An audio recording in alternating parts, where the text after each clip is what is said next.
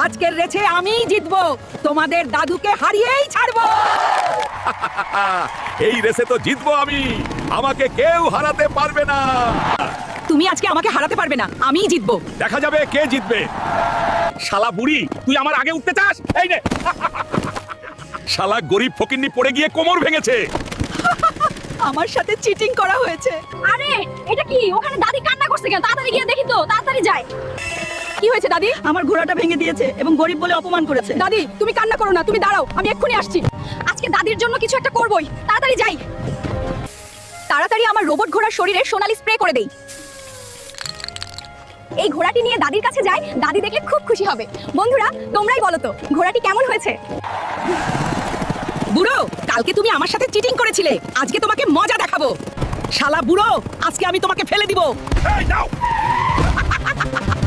বন্ধুরা তোমরা সবাই আমাদের ভিডিওতে